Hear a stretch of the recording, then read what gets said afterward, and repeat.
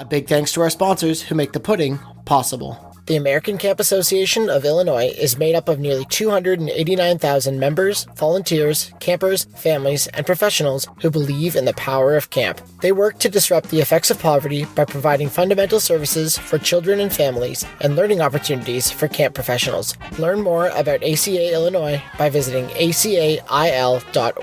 You know the impact you want to make in a child's life, but figuring out the day-to-day details can be overwhelming. Let Camptivities help you make that impact by streamlining the creation of your camp activity schedules. Schedule a demo at camptivities.com. Welcome to the pudding. The sweet proof of research to back up what you already know about camp. Hi, I'm Dr. Mandi Baker, and my pronouns are she, her. I'm Travis Allison, he, him, and il. Today, we're going to explore power between people. Mandi, this is a zinger. Where do you want to start us off? Right, it is. Look, I think we need to start with some conceptual unpacking. Sure. So apologies if it gets a little academic, but there's lots and lots of different theories about power. And when we're talking about power, we're talking about who has influence amongst relationships, in and amongst relationships, and why they have influence, and that we're going to tie this all back into camp in terms of how relationships, how people negotiate these relationships that have influence, that have power in them. So, have you ever heard of a guy called Foucault, Michel Foucault? Yes. Yep. Look, for a lot of sociologists, a lot of university students who have to learn some intro Foucault, he's a dirty word. And part of it is because he's French. Yeah. He's very intense, and he used to speak and write in a very prose-like manner. And so if you know much about the French language, often the sentence is back to front. So you it's much more poetic. And so he's hard to follow. I'm probably going to dishonor his work in some ways by trying to simplify it into easier language today. So keep in mind that his work's very nuanced. But he brought us this really cool idea about power, about how power works. So I guess the first step is to acknowledge that there's an assumption that people in authority have power. Right. And I think that's a fairly reasonable assumption, but that takes us back to leadership literature that says to be a leader, you actually have to have followers. And there are different ways of getting followers. If you don't follow a leader, somebody who self-declares, I'm a leader, and nobody follows them, they're actually not a leader because they're not leading anything or anyone. The followership is a key ingredient to leadership, and that's really important in camps. You would know this, all that leadership training you guys do. Yeah. In older styles of governing, leadership or that influence was gained through fear, through threat, through harm. So even the threat of harm causes people to go, all right, I'll do what you say because I don't want to have that thing done to me, that consequence to me that's happening to my neighbor. Right. Yeah. And that's an incredibly powerful technique in camps with kids or discipline. If you have kids, if you discipline one child, and when I say discipline, I don't mean negative, straight up and down. I'm talking about like creating boundaries and holding them by having consequence, whatever those happen to be. Yep. If you discipline one kid, all the other kids around them go, ooh, better not do that dumb thing. I'll get myself in trouble and it won't be fun. Yeah. So when we think about times where church and state were still together, so we're talking about a couple centuries ago, there was a lot of harm and a lot of threat of harm. And that really made people what Foucault calls docile. So that real sort of, okay, I'll just be compliant. I'll be compliant. Docility was sought for. Don't think for yourself. Don't question a thing. Don't rebel. Don't resist. You just go, yeah, because I don't want that bad thing to happen to me. Those techniques still very much exist in our relationships and how people gain power, but it's far less sort of like blanket black and white rules across a whole society. It's much more insidious in between people and the individual people. And our great critical theorists will also tell you a lot of that negotiating and working out power also exists in things like policies, artifacts, rituals, practices, and space. So I'm often saying things to people like, space speaks. It does. It sends a message. But the message is telling you what's okay and what's not okay. what's good and what's bad. And Foucault got really famous he believed he was a historian. He wanted to understand the history of ideas, not people. Like if you think of a family tree, and you're like, where did my ancestors come from? Yeah. He would do that about an idea. Oh, yeah. Okay. So he'd be like, where did modern governance come from? Or some of his most famous work is like, he was like, how did we decide somebody was actually crazy? Right. I'm putting bunny ears on that for the listeners. Like, what makes good mentality and bad mentality? And who got to decide who that is? So he did a lot of studies, at the time they're called asylums, mental asylums. He did a lot of studies on prisons. So what makes a criminal? What makes a bad person who needs to be locked away? And he's probably most famous for The History of Sexuality, Volume 1, 2, and 3. There's a little bit of reading there. And he asked the question of what makes one kind of sexuality or sexual orientation good and another one bad? And historically, we've taken our turns saying some kinds of sexuality was okay and some kinds aren't. And at the time, he was a gay man living in countries where it was criminal to be gay. Right. So it was not a surprise that after he'd done all that preliminary work, he kind of arrived at this place, and he did some of his best philosophizing there. It's very nuanced and complex, but quite beautiful in the sense of like, who gets to decide? Who's the person who sits on the chair and says, yep, yours is all right. Yeah. And yours is bad. We'll lock you up because that'll sort you out. Right. Yeah. So if we can start to think about power as something that everyone has. Yep. It exists in all our relationships and it's constantly dynamic. So it's not like one person holds it and another person doesn't have it. They have varying degrees of power. Yeah. Depending on the moment and the situation. Correct. Yeah. It's how one of the best examples of seeing power in this way is unions and what unions originally started as and what they're capable of doing. Right. It was the idea that if you're working a factory and you're on the ground level, you're on the assembly line, that, if you decide to rebel and just step back and not put that piece into the vehicle or whatever you're building, look, somebody else might be able to step in and, do it for you or do it, to replace you. But if the whole assembly line steps back, right, the people at the top no longer have any bargaining chips. They can't just go like, just do it. Right. Like, no, we're not doing it until you sort out the problems we're having. Yeah. So again, that's shifting this idea of power. Well, one of the things Foucault did is he really explored the way that people actually guide their own behavior. So they govern their own selves. Mm-hmm. And so they're their own kind of judge on themselves, but in alignment with what the dominant governing force or the dominant society was wanting from them at the time. Yeah. And this was, have you heard of Bentham's panopticon? Have you ever heard of this thing? Is that the prison? Yeah. This it prison is. design? Yeah. So it was a prison design. Yeah. Do you want to take this one?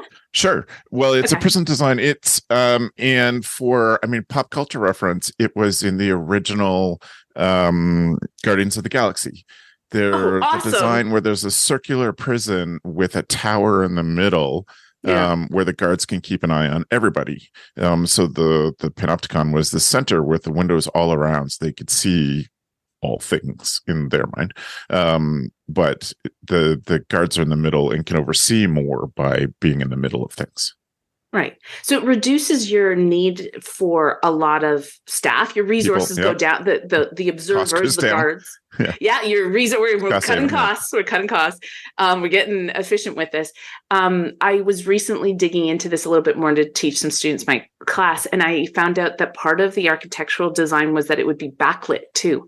So there was windows at the back of the prison cells, so that you could actually see where bodies were at all times. Sure. Yep. And the other newer addition to this this story is, if you're standing in the guard tower, there will be moments where you will have your back to the people you're trying to observe, and they can see that you have their back. So that would be a time to, act against the set of rules at the time. Yeah. Well, welcome mirrored glass.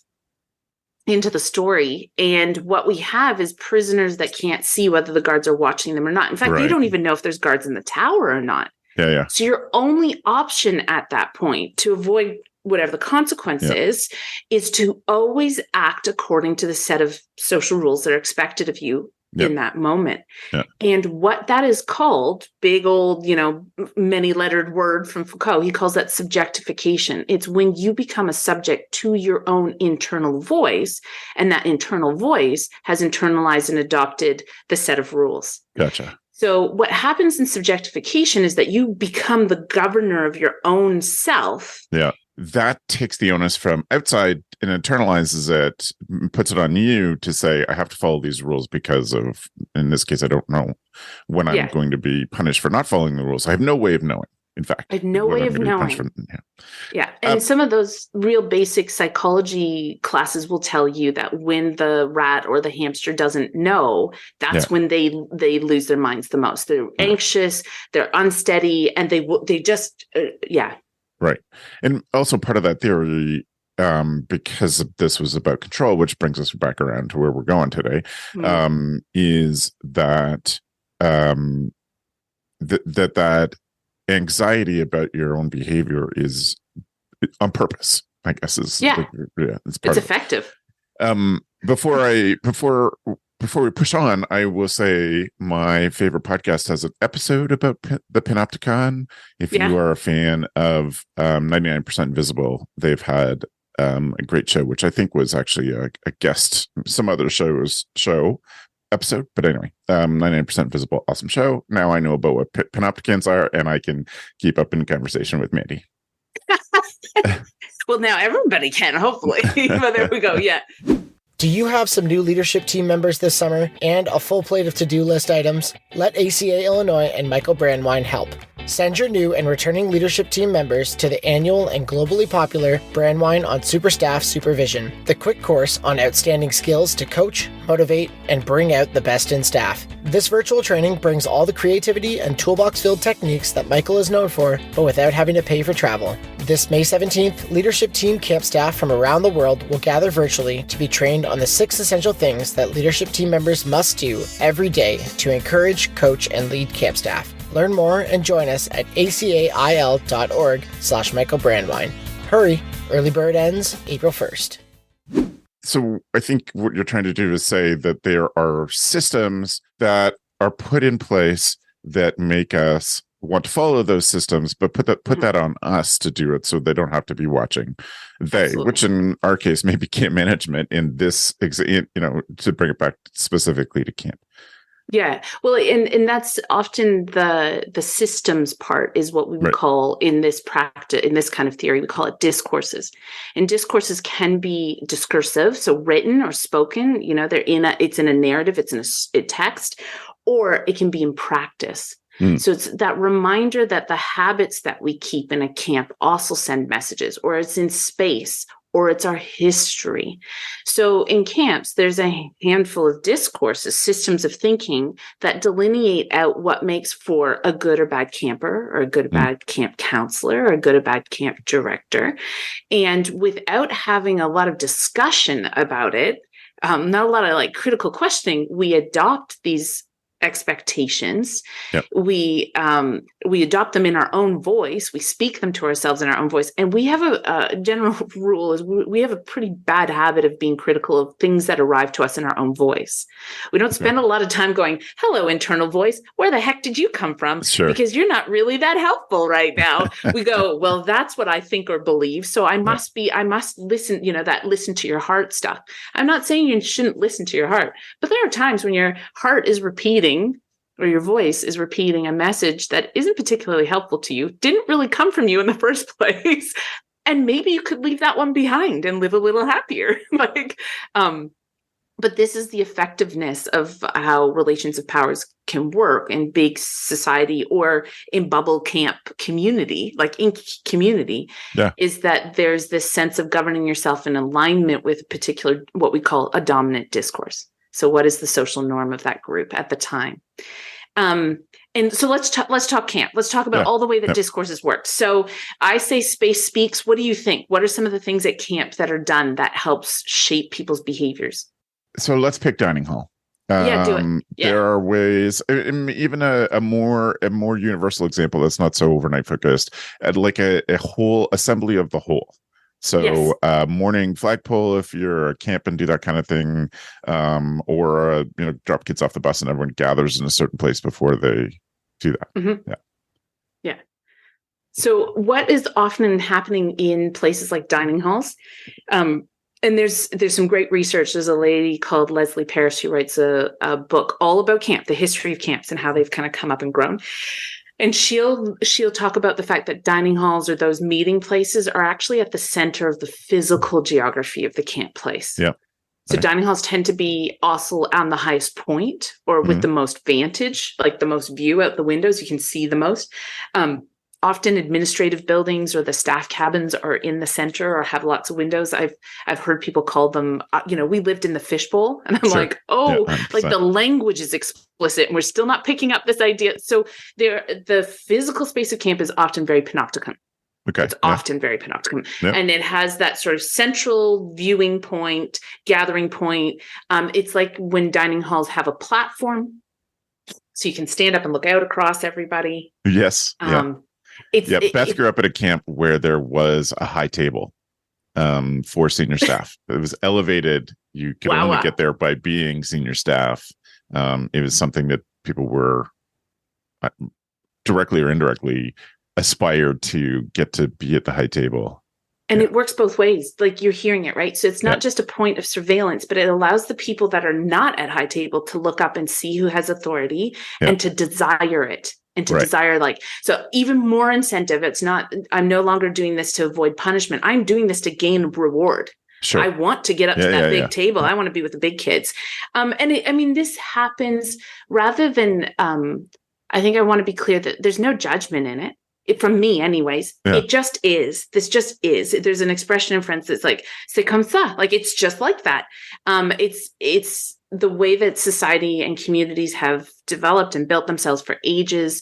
It's being it's more that like, let's lift it to the surface of awareness. Mm-hmm. And even this past week, I was talking about like the ethic of care. Yeah. And the Latin base of the word care is not just about love and affection, which is what it's about. It doesn't have to be romantic love, but love and affection. But it's also about something called contemplation and consciousness. And that's the Latin conjugation of the word cura. It's about, when you truly care, it's lifting it up to consciousness. It's taking the time to contemplate. What are the effects of this thing? How does it work? So some other things about camp that help organize authority are things like the camp routine. Right. So, it's a busy place to be, and there's not a lot of time for contemplation. If you don't have time for contemplation, you don't have as much time to raise these questions and say, hey, did you realize that we've set up a very hierarchical strategy that actually, works to keep people docile, and to block out any of those uncomfortable questions if they get raised at all. Yeah. When you have time, when you care, and you have time for contemplation, you can also hear the hard questions. Yeah. Right. So we've got a system. As a leader, busy. When someone brings you a hard question, you're open to it because you have the space and the time. Yes. Correct. Instead of being the same caring leader, but who is completely overwhelmed, you don't have the mental space or the energy to consider a hard question. Excellent. Gotcha. So you can hear it. I think it's important not to walk around condoning people with authority and recognizing there's a whole environment, a whole system that feeds into and shapes the possibility for contemplation and consciousness and care. Yeah. So I don't know if this is too far out of what we're talking about, but I've been in Canada's north, where our 3 territories, 2 of them have had fairly recent elections, and both of their systems are set up on a consensus system, the elements of which are there are no parties. You elect a spot. So there's not a lot of population. Like, one of our territories has 40,000 people, and it is a territory the size of the continental United States. And so there's a small number of unique. electorates. I think it's 12 or 16. Mhm. And there's no one like the rest of Canada. You elect the party and the leader of that party becomes the leader. But so there's no parties. You go in, you get elected. The group sits around and talks about what they want to accomplish. And then through a voting process, but a consensus voting process, they eventually end up with someone who becomes the premier. And then they elect people to be in different ministerial responsibilities, be responsible for an area of government. But the interesting part is the consensus part, that the time is set aside, and that leadership can change. The system is built for leadership to change. And I think part of that means that unlike other party politics in Canada, where the leader is not separately elected, because the change can happen easily, the leaders tend to not fight for it as much. It's not as tooth and nail. It's not their whole identity, leadership. And I've been thinking about that a lot because I've been thinking about both the Northwest Territories and Nunavut have had recent elections that made me reconsider systems of how we, I don't know, how we lead, govern's not the right word for camp, but obviously we do govern in a way. We just wouldn't like to say it out loud. Yeah, I mean, arguably, Foucault says governance is happening constantly. And it's why I say governance instead of government, because I think when I say government, people assume the systems, like arguably a democratic system that, where we elect folks and they speak on behalf of the people. But governance never goes away. And leadership, and by consequence, never goes away. There will always be people who will be leading. It's such a refreshing and hopeful in the sense that the territories are offering a different way of doing, and that different way of doing is also starting to surface and be part of the conversation of, hey, guess what, actually there are different options. And we are in a time that we call the postmodern or the neoliberal, and that's one of those wonderful academic words, where democracy in somewhere like Canada, the United States, is highly driven by the mentality of capitalism.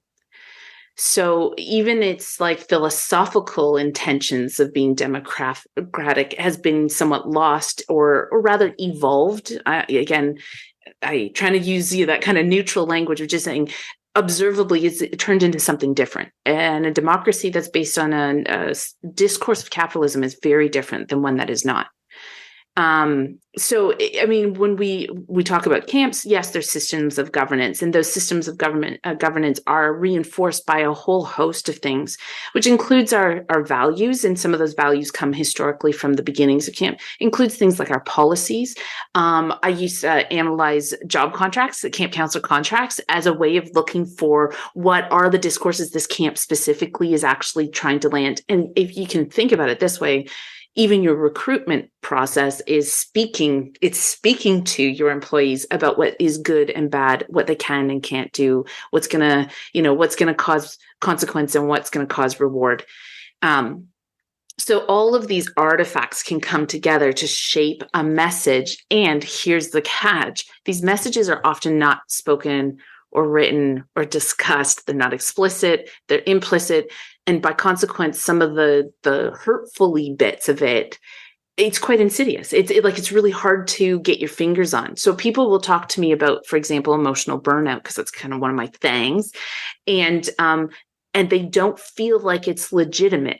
And it's not because someone stood there and like gaslit them and said, you don't have those feelings. It's because it's a consequence of this system of governance that has been wildly internalized and never spoken of. And that's what this last paper about summer camp counselors was about, or summer camp leaders, was the internalization and what happens. And we call those sometimes technologies. So it's these tactics that we turn on ourselves that we don't necessarily recognize. And the two that we talked about in our last paper, which is a bit of a mind bender, but very, very camp focused, really, really our environment, was the idea of responsibilization and personalization. So personalization is the idea that you make the job about you make the job you, and you make yourself into the job. Sure. So rather than performing camp counselor, right, I become the camp counselor. Okay. And there's some really great research that talks about this like shift in leadership on a corporate level as well, that it's leadership as identity. My identity is the leadership of this company. So that's a good example of this in the not camp world is when in Canada, teachers were being told that they couldn't post certain pictures on their Facebook during their summer holidays. Well, actually, that's a real blurring of the public and private sphere. That actually in your private sphere, when you're not at work, you don't really fall under the regulation of or the governance of your job, your employer. Yeah. And yet this idea that like CEOs, if they don't embody the brand, then they're a bad CEO or GM. They aren't the right kind of leader if they don't follow the values of the company in their off time. And so what happens is there's no off time. And that by itself is not particularly healthy or respectful, but that's also camp. So, often when I would read contracts, seasonal contracts, there would often be a list of rules for how you have to behave when you're off site. Yes. Yeah. And again, it's not trying to point a finger, but it's actually the people who are writing these contracts don't even realize they've crossed a line because this is so much camp culture. So that's the personalization one. The other one's responsibilization, which is the idea that the individual doing the job is solely and completely responsible for all the things, for the success and the failures. And in my research, that shows up as camp counselors saying things like, I feel like I failed if the kid's not having fun. Yeah. I feel like I failed if the kid's crying. Right. Now, every great parent will tell you, sometimes when your kid's crying is when you know you're being a good parent because you've held a boundary. You're like, hey, guess what? You can't just, stay up to midnight and, sip on pixie sticks or whatever. And the kid has a tantrum or, that's not fair. And you're the worst parent ever. I remember meeting a young guy. It's a joke in our house, a little 4-year-old. And I insisted that he cleaned up after he had a play with me. Yeah. And he was like, why do adults have to be so mean? Yeah. Yeah. And in our house, we joke about that now. When I hold a boundary, I hold a line for the kids. Why do adults have to be so mean? We laughed and, we can move on. But that responsible piece is part of what drains camp staff. Because they truly feel that if a particular activity isn't 100%, if not everybody's having a great time, if they forgot to do a thing that was just really fun and silly, that they somehow let someone down. And I mean, we were joking about this past week. Nobody else noticed. Yeah. Most of the time, nobody else notices. But it's a discourse that gets into our heads in an awful lot of camp. It's disproportional at camp. Yeah. Yeah, that makes sense. Scheduling affects every camper and every staff member's summer. It's easy to make mistakes, and it takes a ton of time. Bottom line, scheduling is hard, but it doesn't have to be. Let Camptivities help you create a balanced and engaging schedule without the mistakes and without those long days and late nights. Here's what Camptivities has to offer: auto scheduling, camper scheduling, group scheduling, elective scheduling, manual adjustments, over 50 different reports, tons of customizable settings, and so much more. If you're looking for a better way to schedule this summer, they would love to show you the next big thing in camp. Visit camptivities.com to set up a time to chat. Let Camptivities help you get away from your desk and back out to camp. So if I am a camp leader who's listening and thinking, I kind of get where we're going with this, what's the practical application, or how do I start to build, a better power relationship? And we have to admit that at a certain point it's going to be a power relationship because of the responsibility of the management. But what's that person doing? And every relationship has power in it. It's about the uses of power, and rather than worrying about the disparity or the difference of power. Like if you're the camp director, you have more responsibilities. So by consequence, you have to exercise power in a particular way. What Foucault says to us is that power is dangerous. He doesn't say it's good or bad. And he's not trying to say dangerous is bad. He's just saying when you have power, you can go a lot of different directions with it, and you can cause harm, and it can be intended and unintended. So where do we go? Here's the funny thing about people like me who do micro level, everyday levels of sociology. The first thing I always encourage people to do is make space. It's to start to embrace an ethic of care. Again, Foucault wrote an amazing piece about the ethic of the care of the self. And he says, when you take care of yourself, it is not just your responsibility, but it is a duty. Because when you care for yourself, you can be in right relations with others and communities and the space around you. So arguably a nicer way or an easier way of thinking about it is a fire needs what? It needs fuel. It needs a spark. It needs oxygen. Yeah. We need to breathe.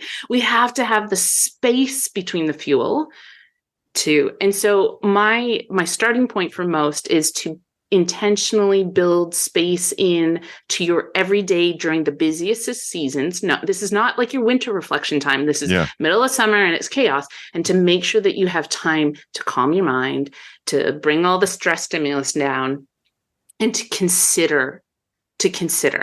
And you guys talk about it as intentionality. You talk about it a lot. And I think that's key.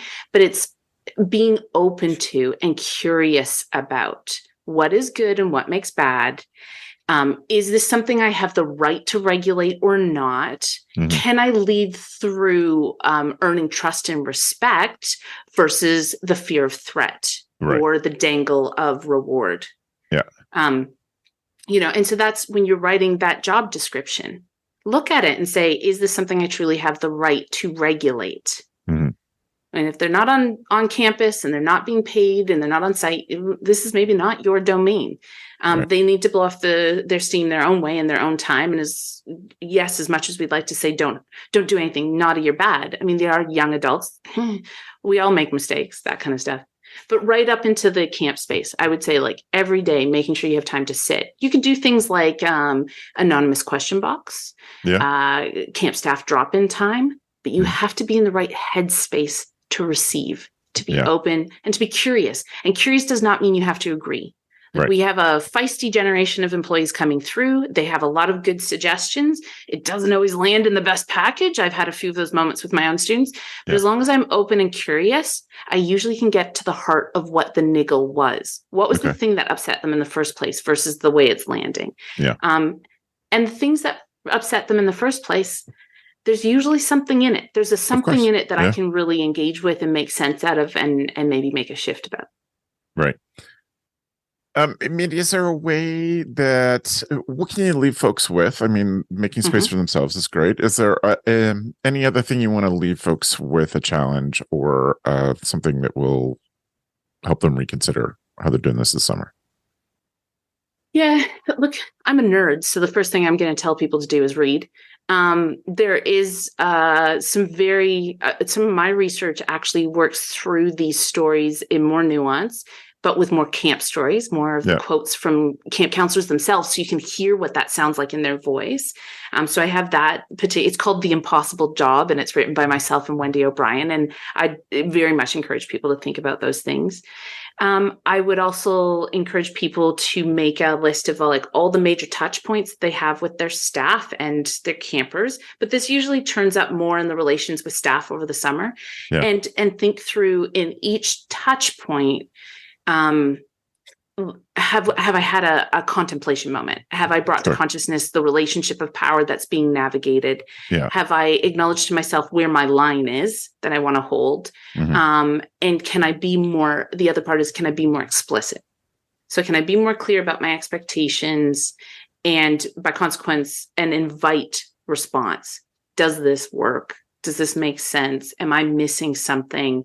Am I not hearing something? So that's what I'd encourage. Right. Yeah. There's so much to this, so much more to this for sure. But I thank you, Mandi, for talking us through it today and giving us some examples, and for everything you're doing on the pudding. I'm grateful. Oh, likewise. I'm so thankful that we made this space and that we can have these chats. So Camp Pros, if you didn't know, now you know.